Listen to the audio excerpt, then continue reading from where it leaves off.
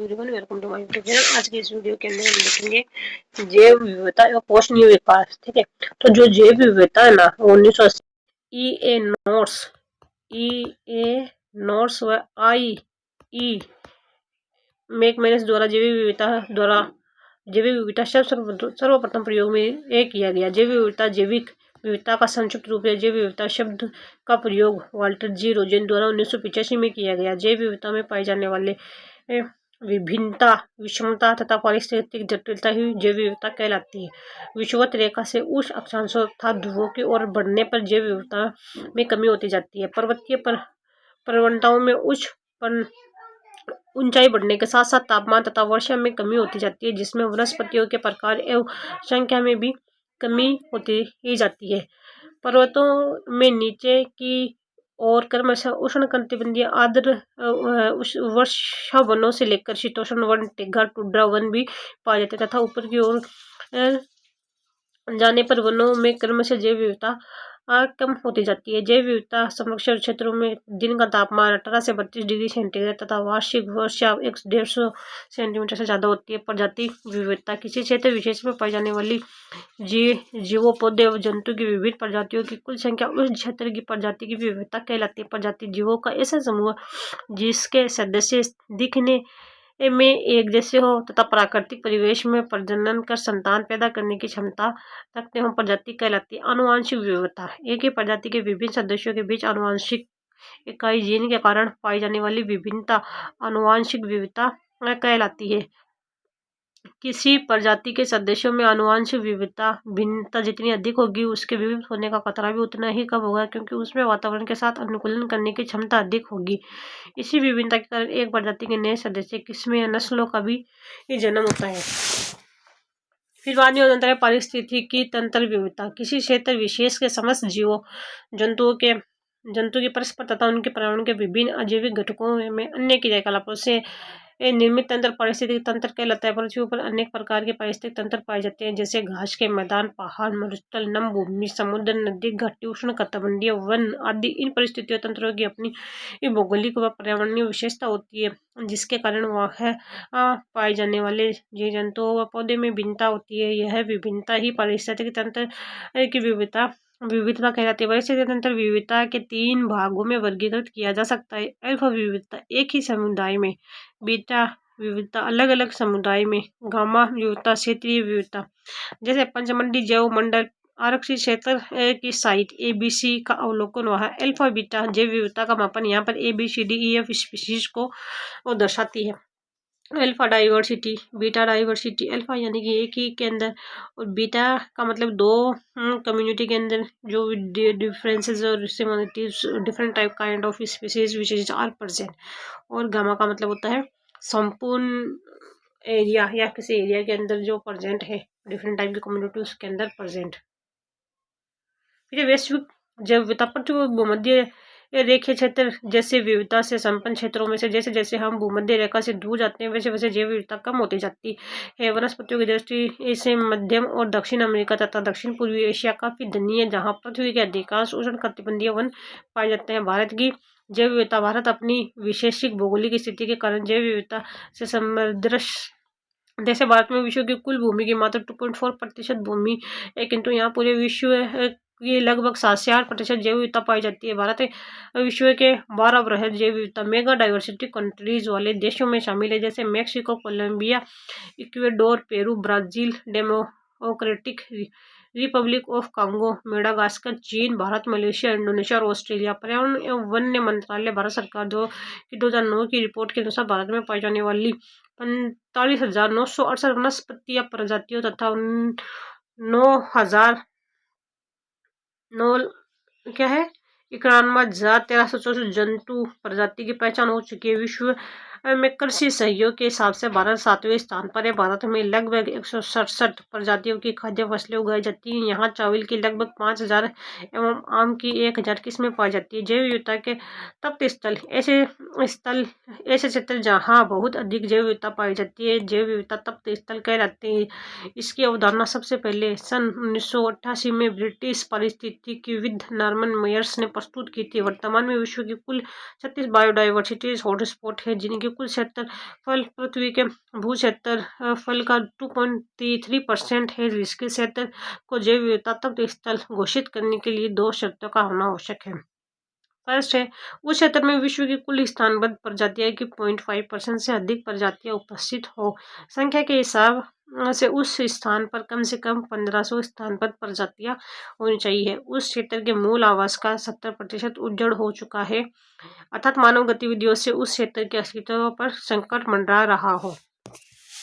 विश्व में पाई जाने वाली जैव विविधता तप्त स्थलों में से 2 तप्त स्थल पूर्ण रूप से भारत में स्थित है, पूर्वी हिमालय तथा पश्चिमी घाट, जबकि इंडो बर्मा व सुंडोलैंड जैव विविधता तप्त स्थलों में से कुछ भारतीय भूभाग सम्मिलित है। पूर्वी हिमालय जैव विविधता तप्त स्थल, इसके अंतर्गत पूर्वी हिमालय के राज्य जैसे असम, अरुणाचल प्रदेश, सिक्किम तथा पश्चिम बंगाल के क्षेत्र आते हैं। इस क्षेत्र में पाए जाने वाले कुछ प्रमुख जीव हिमालय तहर, सुनहरा लंगूर, हुडलॉक, गिब्बन, पिग्मी होग, उड़न गिलहरी, हिम तेंदुआ, ताकी, गगन डॉल्फिन आदि है। 2009 में गांगे डॉल्फिन को भारत का राष्ट्रीय जलीय जीव घोषित किया गया है। डॉल्फिन का नदी पारिस्थितिकी के तंत्र में वही महत्व है जो जंगल में बाघ का है। पश्चिमी घाट जैव विविधता का तप्त स्थल, भारत के पश्चिमी तट से लगा हुआ पश्चिमी घाट विश्व की एक प्रमुख जैव विविधता तप्त स्थल है। यहाँ क्षेत्र 16 लाख वर्ग किलोमीटर क्षेत्र में विस्तृत है, जिसमें केरल राज्य सम्मिलित है। यहाँ पाई जाने वाली मुख्य जीव है मालाबार गंध बिलाव, एशियाई हाथी, मालाबार ग्रे, हॉर्नबिल, नीलगिरी तहर, मकाक बंदर। इंडो बर्मा जैव विविधता तप्त स्थल, यहाँ उष्णकटिबंधीय क्षेत्र पूर्वी एशिया में चीन, Bharat, Myanmar, Vietnam, Thailand, Cambodia तथा मलेशिया के लगभग 2,37,300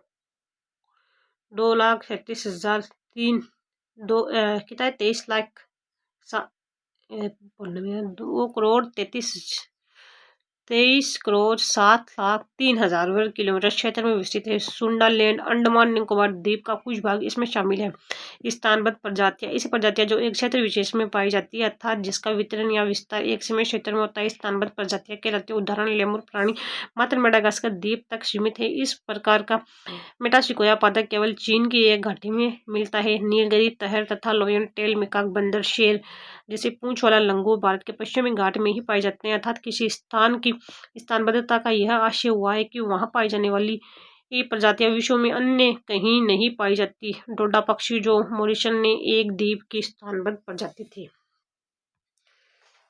फिर बात के अंदर है जेट्रोपा व करंज जैसे पादपों के बीजों से जैव ईंधन बनाया जा सकता है। इन पादपों को बायोडीजल वृक्ष भी कहा जाने लगा है। जैव विविधता हमें प्रत्यक्ष रूप से भोजन, ईंधन, चारा, इमारती लकड़े, औद्योगिक कचरा, माल आदि उपलब्ध कराती है। जैव विविधता का महत्व है।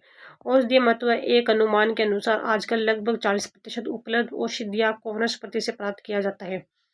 पादप है औषधि, सिनकोना पादप की छाल मलेरिया ज्वर, विनक्रिस्टिन तथा विनब्लास्टिन रक्त का कैंसर, टेक्सस बटाका वृक्ष की छाल कैंसर, सर्पगंधा उच्च रक्तचाप, तुलसी ब्राह्मणी, अश्वगंधा शतावरी, गिलगो गिलोय एड्स हो जाता है। पर्यावरणीय महत्व है, खाद्य श्रृंखला का संरक्षण, पोषण चक्र नियंत्रण, पर्यावरण प्रदूषण का नियंत्रण। जैव विविधता संकट के निम्न कारण, प्राकृतिक आवासों का नष्ट होना, प्राकृतिक आवास विखंडन, जलवायु परिवर्तन, पर्यावरणीय प्रदूषण, प्राकृतिक संसाधनों का अनियंत्रित दोहन, कृषि व वानिकी में व्यावसायिक प्रवृत्ति, विदेशी प्रजातियों का आक्रमण, अंधविश्वास एवं अज्ञानता। विश्व में जैव विविधता के निरंतर ह्रास को देखते हुए संयुक्त राष्ट्र संघ के अधीन वर्ष 1948 में एक अंतर्राष्ट्रीय संस्था प्रकृति संरक्षण IUCN international union for conservation of nature का गठन हुआ है। इसका मुख्यालय स्विट्जरलैंड में स्थित है। IUCN द्वारा डाटा बुक जारी की जाती है। इस पुस्तक में लुप्त हो रही जातियों, उनके आवास तथा वर्तमान में उनकी संख्या को सूचीबद्ध किया गया है।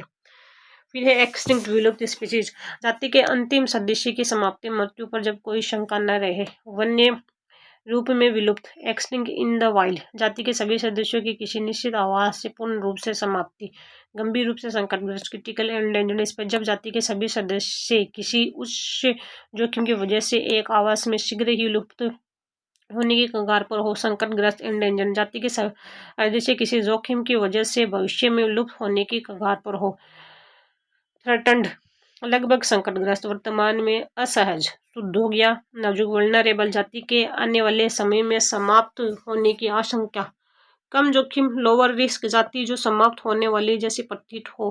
अपूर्ण आंकड़े डेफिशिएंट डाटा अर्थात मूल्यांकित नहीं है। नोट इवोल्यूटर जाति के लुप्त होने के बारे में अपूर्ण अध्ययन एवं आंकड़े जाती है उसके लुप्त होने के बारे में अपूर्ण अध्ययन या आंकड़े न होना। नोट कक्षा 11 के भौतिक भूगोल के सिद्धांत NCERT के अनुसार प्राकृतिक संसाधनों व पर्यावरण संरक्षण की अंतर्राष्ट्रीय संस्था IUCN ने संकटापन्न पौधों व जीवों की प्रजातियों उनके संरक्षण के उद्देश्य से 3 वर्गों में विभाजित किया है। संकटापन्न या लुप्त प्राय प्रजातियां एंडेंजर्ड स्पीशीज रेयर डाटा सुबेर प्रजाति वल्नरेबल स्पीशीज दुर्लभ प्रजातियां रेयर स्पीशीज हम्बेशिया डेकेरेस बेर दक्षिण पश्चिमी घाट भारत की एक दुर्लभ प्रजाति। IUCN ने वर्ष 1973 में एक कन्वेंशन साइट्स कंजर्वेशन और international trade in endangered species of wild fauna and flora आयोजित की जिसमें विभिन्न देशों के संकटग्रस्त प्रजातियों के अंतर्राष्ट्रीय व्यापार पर नियंत्रण लगाने पर अपनी सहमति दी।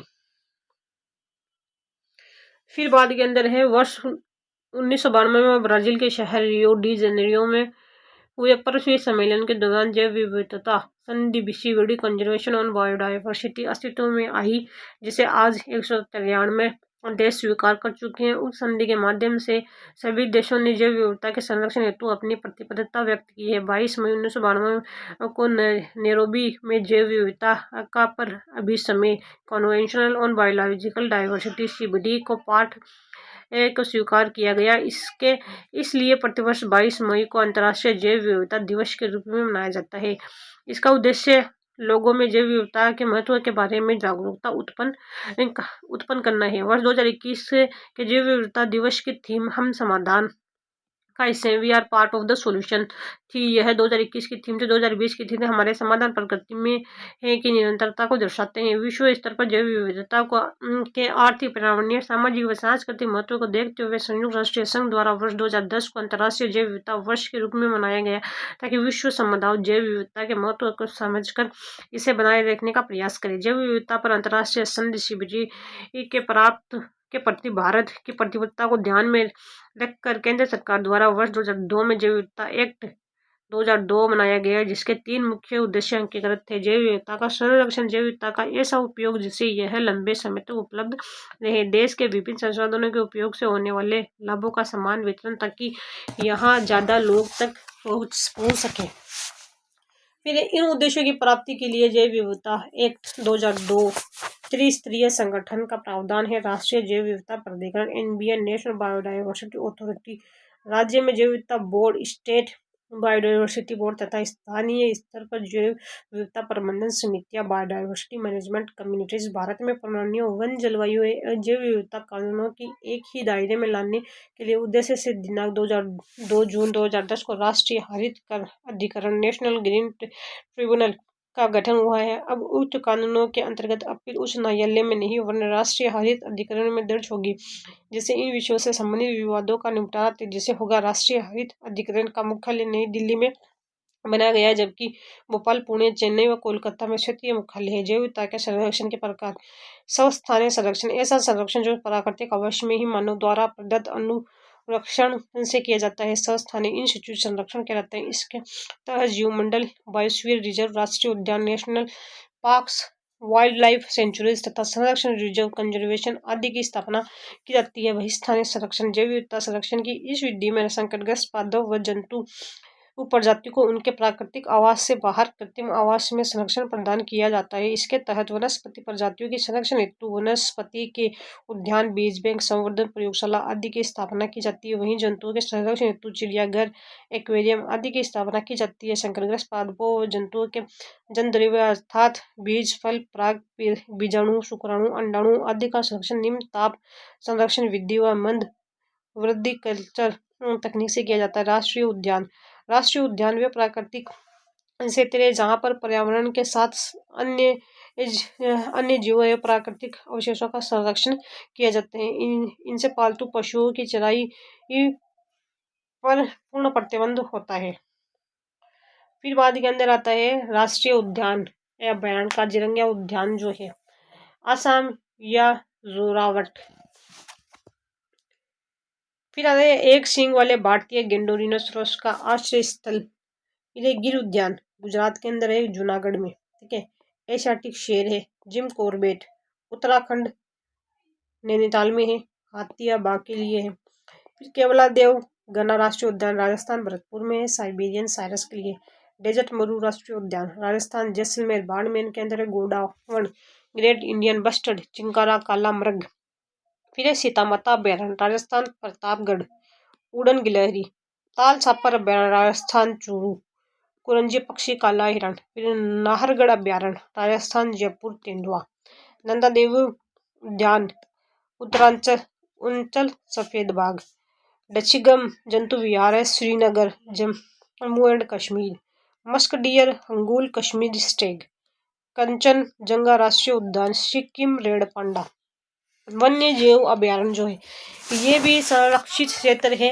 इनमें वन्य जीवों के शिकार ये भी संरक्षित क्षेत्र में वन्य जीवों के शिकार और आखेट पर पूर्ण प्रतिबंध होता है। इनमें इन निजी संस्थानों को उसी स्थिति में प्रवेश की अनुमति दी जाती है जब उनके क्रियाकलाप रचनात्मक हो एवं इससे अन्य जीवों पर प्रतिकूल प्रभाव नहीं पड़ता है। फिर है राष्ट्रीय वन्य जीव अभ्यारण्य प्रमुख वन्य जीव सरिस्का अलवर के अंदर है। हिरण गोडावण के लिए। दर्रा कोटा के अंदर है। बघेरा के लिए। फिर है माउंट आबू सिरोही जंगली मुर्गे। ताल छापर चूरू के अंदर काला हिरण। जवाहर सागर कोटा घड़ियाल। सीता माता प्रतापगढ़ उड़न गिलहरी। केला देवी करौली के अंदर है। रीछ के लिए। नाहरगढ़ जयपुर तेंदुआ शियार। जैव मंडल आरक्षित क्षेत्र वे बहुउद्देशीय प्रतिबंधित सुरक्षित क्षेत्र जो जैव विविधता आनुवंशिक विविधताओं को संरक्षित करते हैं। इनमें जंतु और पादप के साथ साथ मूल आदिवासी लोग भी इस क्षेत्र में रहने की अनुमति होती है। प्रत्येक जैव मंडल आरक्षित क्षेत्र के 3 भाग होते हैं जो निम्न है। कोई अनु क्षेत्र इस क्षेत्र में किसी भी प्रकार की मानवीय क्रिया या हस्तक्षेप की अनुमति प्रदान नहीं की जाती है। बफर अनुच्छेद इसमें मानव क्रियाकलापों की सीमित अनुमति होती है। कुशल योजना व अनुक्षेत्र इसमें मानव के लाभकारी उत्पादों को प्राप्त करने की पूर्ण अनुमति होती है परंतु पारिस्थितिक तंत्र की क्षति की अनुमति नहीं होती। इसमें जीव जंतु व उस क्षेत्र के मूल आदिवासी अपने पशुधन के साथ रहते हैं। इस क्षेत्र का उपयोग शोध कार्यों उत्पादों को प्राप्त करने में पुनर्वास के लिए किया जाता है। सतत विकास सस्टेनेबल डेवलपमेंट सतत विकास का एक ऐसा विकास है जो आने वाली पीढ़ियों के हितों से समझौते किए बिना वर्तमान पीढ़ी की आवश्यकताओं को पूरा करता है। सतत विकास की संकल्पना सतत विकास की संकल्पना का वास्तविक विकास 1987 में हमारा साझा भविष्य और कॉमन फ्यूचर नामक रिपोर्ट जिसे द ब्रटलैंड रिपोर्ट के नाम से जाना जाता है के आने के बाद हुआ है। यह तभी इसे शब्द का व्यापक रूप से प्रयोग किए जाने लगा है। सतत विकास का उद्देश्य गरीबी निवारण और सतत आजीविका पर्यावरण अनुकूलन मानवीय गतिविधियां ऊर्जा दक्षता। फिर बाद के अंदर आ जाता है प्राकृतिक और मानव निर्मित संसाधनों का संरक्षण उत्पादन अवसरों का विकास नवीकरणीय संसाधनों पर निर्भरता प्रमुख अंतर्राष्ट्रीय समझौते व अभी समय पृथ्वी शिखर सम्मेलन 1992 में ब्राजील की रियो डी जेनेरियो में संपन्न हुआ। सम्मेलन में भाग लेने वाले नेताओं ने जलवायु परिवर्तन अभी समय तथा जैव विविधता अभी समय पर हस्ताक्षर किए। इस सम्मेलन के दौरान 21वीं शताब्दी में सतत विकास की प्राप्ति के लिए 3 पृष्ठों की कार्य योजना भी अपनाई गई थी जिसे एजेंडा 21 कहा गया था। पृथ्वी शिखर सम्मेलन के दौरान हुए समझौतों के क्रियान्वयन की निगरानी एवं रिपोर्ट के लिए सतत विकास आयोजन का गठन किया गया था। रियो प्लस 10+ जोहान्सबर्ग सम्मेलन 2002 इसे पृथ्वी सम्मेलन 2002 के नाम से भी जाना जाता है। इससे सतत विकास पर विश्व सम्मेलन का नाम भी दिया गया। इस सम्मेलन में एजेंडा 21 के पूर्ण क्रियान्वयन के लक्ष्यों को फिर से दोहराया गया। इसके अलावा शस्त्रवादी विकास लक्ष्य MDG और कुछ अन्य अंतर्राष्ट्रीय समझौतों को लागू करने का लक्ष्य रखा गया है। Rio+20 Rio de Janeiro Brazil 2012 सतत विकास पर संयुक्त राष्ट्र सम्मेलन 1992 में ऐतिहासिक पृथ्वी सम्मेलन के ठीक 20 वर्षों बाद रियो डी जेनेरियो ब्राजील में ही सतत विकास पर संयुक्त राष्ट्रीय का सम्मेलन हुआ जिसमें विश्व के नेताओं के साथ साथ निजी क्षेत्र को गैर सरकारी संगठनों और अन्य समूहों ने भी भाग लिया है। वर्ष 2012 के पृथ्वी सम्मेलन का फोकस मुख्यतः 3 तथ्यों पर था। गरीबी में कमी लाना स्वच्छ ऊर्जा फिर सतत विकास, जिसमें सामाजिक आर्थिक विकास के साथ पर्यावरण संरक्षण भी शामिल होता है, ताकि भावी पीढ़ियों की जरूरतों से समझौता किए बिना वर्तमान आवश्यकताओं की पूर्ति होती रहे। U+20 में उन 7 क्षेत्रों को चिन्हित किया गया जिनकी प्राथमिकता देकर सतत विकास की दिशा में उल्लेखनीय प्रगति की जा सकती है। वे क्षेत्र रोजगार, ऊर्जा, संपोषणीय शहर, खाद्य सुरक्षा, जल, समुद्र और आपदा प्रबंधन है। फिर इसके हैं क्वेश्चंस। अलग अलग प्रकार के समुदाय में पाई जाने वाली विभिन्नता को दर्शाया जाता है बीटा विविधता से। फिर ना रोंग देखना है, इसके अंदर से जो रोंग है ना तो एक है ना दो है, दोनों ही सही है, दोनों ही गलत नहीं है। जैव विविधता शब्द का प्रयोग 1985 के अंदर किसके द्वारा किया गया था? वाल्टर जी रोजेन के द्वारा। ठीक है। आनुवांशिक विविधता के कारण एक प्रजाति के नए सदस्यों का जन्म होता है। जैव विविधता तपस्थल की अवधारणा किसने प्रस्तुत की थी? नॉर्मन मेयर्स ने। लोयन टेल मैकाक बंदर भारत में पाया जाता है पश्चिमी घाट में। डोंटल मकाका। वेस्टर्न। रेड डेटा बुक कौन जारी करता है? आयुषीएन करता है। हरित न्यायाधिकरण का गठन कब हुआ था? 2010 के अंदर हुआ था। फिर बात के अंदर है निम्न में से कौन सी जैव विविधता का स्वस्थ स्थानीय संरक्षण का प्रकार नहीं है? चिड़ियाघर नहीं है। पवित्र उपवन पाए जाते हैं, तो वो पाए जाते हैं सभी के अंदर पाए जाते हैं मेघालय की घासी व जंतीय पहाड़ियों के अंदर, राजस्थान की अरावली पर्वत श्रृंखला में, महाराष्ट्र के पश्चिमी घाट में। बाद में कौन से जीव का नदी पारिस्थितिक तंत्र में महत्व है जो जंगल में बाघ का है? वह गांगे डॉल्फिन। किसको भारत के बर्डमैन के रूप में जाना जाता है? तो पाया जाता है सलीम अली, बर्डमैन के रूप में जाना जाता है। कौन सा भारत का बायोस्फीयर रिजर्व नहीं है? फूलों की घाटी नहीं है। फिर टाइगर रिजर्व के बारे में पूछा है, तो टाइगर रिजर्व सारे के सारे हैं। सरिस्का भी है, रामगढ़ विश्वधारी भी है, रणथंभौर भी है, मुकुंदरा भी है। सतत विकास पर विश्व शिखर सम्मेलन दक्षिण अफ्रीका के जोहान्सबर्ग में आयोजित किया गया था 2002 के अंदर। ग्रामीण प्राणियों जो काजीरंगा वर्ण में पाया जाता है, गेंडा। फिर कथनों पर विचार करना है और सही देना है जवाब। तो जो सही है ना उसके अंदर सेकंड और थर्ड है। जैव विविधता समृद्ध क्षेत्रों का दिन का तापक्रम 18 डिग्री सेंटीग्रेड से 32 डिग्री सेंटीग्रेड के बीच था। वार्षिक वर्षा 100-150 सेंटीमीटर से अधिक होती है। अधिक ऊंचाई वाले क्षेत्रों की जैव विविधता कम होती है। अंतर्राष्ट्रीय जैव विविधता दिवस 2019 की थीम थी अवर बायोडाइवर्सिटी, अवर फोर्स, अवर हेल्थ। फिर कौन से प्रकृति व प्राकृतिक संसाधनों के संरक्षण के अंतर्राष्ट्रीय संघ आयुसीएन द्वारा संरक्षण के उद्देश्य से वर्गीकृत पौधों और जानवरों की संकटग्रस्त प्रजातियों की श्रेणी से संबंधित नहीं है? विलुप्त जातियां संबंधित नहीं है। इसी के साथ ये टॉपिक कंप्लीट होता है। आगे हम नेक्स्ट वीडियो के अंदर देखेंगे। तब तक के लिए बाय बाय, टेक केयर।